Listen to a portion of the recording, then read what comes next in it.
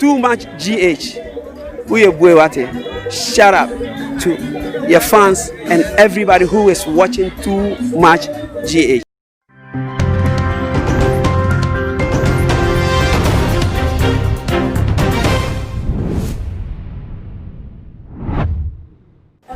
For any adofono mema obibia akwaba ede eba Too Much GH so Ghana wahala dwumedie ena ebre asosemo sonfo muniaba ekwesikapa ena so mede ebebe som ahwefo ene etiefo na sese de omeyi ekwa akwaya na se de se de omeyi ayi de hu behia se eye abobambo adwuma yeko womo ebehye womo adwumadie mu eye kena na akade ne nyoma e wose womo edigu akwemu ema sesi agudisem ene eye ensemone kronobo ene de ekeka ho asore ewo memu no wo matimi ahwe asiano because eye adoso enyoma ekoso de ye tete no ebeya masese obi enam baby obi eti baby obedi sese de Ghana akwa ye eye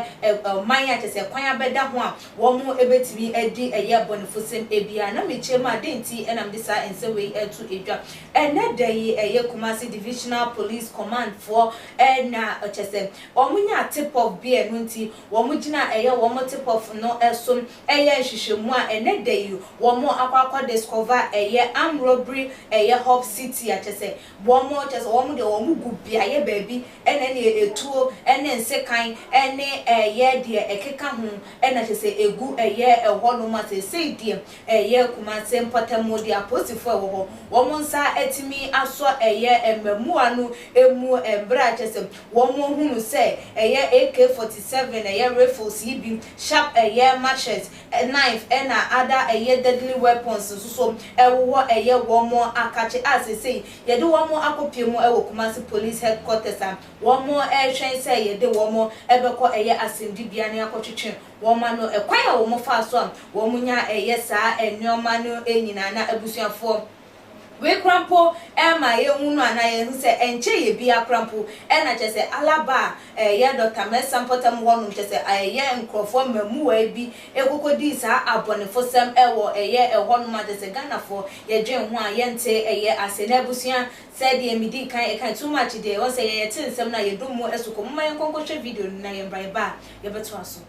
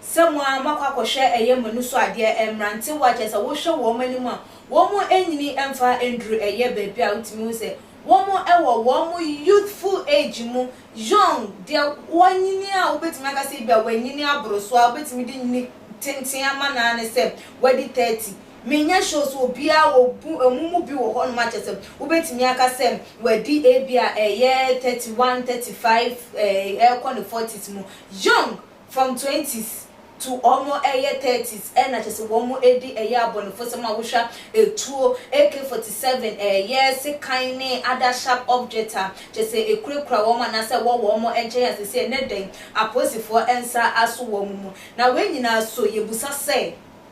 ekwan ben so na saa AK47 yi aya etimi kokopie mu ewo mrante wa binu mu sei ensem ekwan ben so na wo mu etimi fa so enya this nyoma wo mu etimi edidi ewu na saa enyoma we aya eguo ho amo etimi enya ede ema wo mu na ekwan ben so krampo na saa nyoma we bi sei no etimi be pie mu ewo omayi mu a ema emabunu no mrante wa young people bi sei wo mu ensa enso etimi kasa enyoma we bi say wo mo so dwen say wo mo ebetimi edi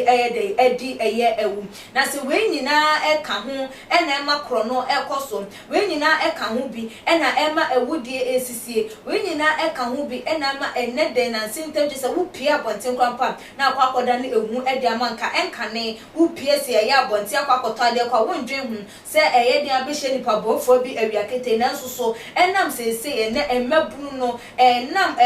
equipment a wo mu enyam ne ye gidi a wo wo enwoma ya na ekuta wo ne bansira ya wo kwagide bo wo mu ho eban nti no wo mu epia wi akete krampo na wo mu endwen wo mu piano pa wo mu endwen wo nwumre mpampo de ne chese wo ye nchine kura wa yire mu enwumre de bobo na asem na say no mu hwo mu gum say you na ne no ana aseti afimu ma na obi ekọ obi ane na baabi obi a titi ne ho gum emonten so eso empanifo omohu sanyoma we na eden anamonto ben na wo mu etu ede efa ho ahobambofo we nyina dwumede ayo se yenhwe na yenye de yenhwe se enioma bi se no ano ebetimi abre ase ewo omamu na ne titiru kwa na ekwan ya wo fa so nya ubekom na panimu bi ubekom minister bi MP bi ubekom police ni bi soja ni bi wono na chese wodi ni din ana wodi nanim akwaje sa enioma we no de amabunu no samonje mfanko ya basabasa mfanko yesi eba mu hye wom eba se na nu ntim enam se oman ni mo ya din na ye ombeka ni se adwuma ni wonti no ene na wo mususu de wo muti age na chese wo mu edi bonfo sem na megidi yesi se abusua awofo ye titi ye meye ewonyamsuro kwan so na ye ma no ehunu nyame ensem na ye ma wo mu hunu de nya omunya ntete pa ewofia megidi yesi sa nyoma bi se no ebetimi ayeden abrase na se mpanimfo nsusu betu wo na yesi wo na ye nyoma ekoso se no se ye wo ma hwe ama ye security mu etimi aye tight na ehwehwemo etimi akoso na nyoma bi se no ye ntimi enti ebiem a eno so betimi agba because one hwa na obitine man so na waje say Gana kwa ye esi a chese kwan aba beda ho na afe wo mo plote na afe wan hwa de ye ndwen ye de yensusu ye de yenda endwen ye na eno na eba beto wo man Ghana moma mpanifo ye nsore waka na de betimi aye aboa amasa nyoma we yeto etimi atwa no ye ntimi enye na emapono no say ya dwuma na wose ye mfa ema wo mo so ye mpe emfa mo because kunya kokasesi a ye beka say unemployment wa ko school we wie enso nya adwuma emfa enye moma yehwe ni nyina na se ye we nyina na still ekoso de ne ehunu se emfonso na se nneoma no efri baabi na obi etimu pone na twempo so pese odane o man no ebutu wonso wadwen chefa de ekoso yi hu NSN February too much in your comment section if you like videos na share all the social media platform meeting at the APC Kapa Makram. Yo too much GH nie Ghana for ahwefo etiefo onipa bi a won subscribe too much GH no subscribe wo na ehintasem ensema ebuafa oman Ghana so na ye de bremu one God nie the only one God in GH ho na de bia mehwe abrochefo ene Ghana for mo a mo wiasa fa na ina me recommend emamo too much GH. Too much GH. We need to go to Japan. A break and best TV. Me share too much GH. The move for. Hey, almost sports and as entertainment. Hey, the move for. Munko son show mo. No anybody GDB. Madam, I love you. the major prophet kum chacha on say me catch was say bomoden na hwe too much GH on say me kan ye nyene bone pa na kase ye pe wo wiase ya asondin ti na Adam wo hu nyame ye no nyam no wo hu ne ma bi a wo hwehwehwehwe e wo other place ni ade kat won na bomoden na be hwe too much GH be hwe na subscribe bomoden o be hwe pe na wa ye subscribe o subscribe subscribe na subscribe na o subscribe a na wo benya ne ma papa a wo pe ahwe nyame hira na ewura me dey Isaac Odwampo obetun afem the great ampo mbrembren wonu me nka mo ni hwe too much GH mu ye too much na me so me ye amo fire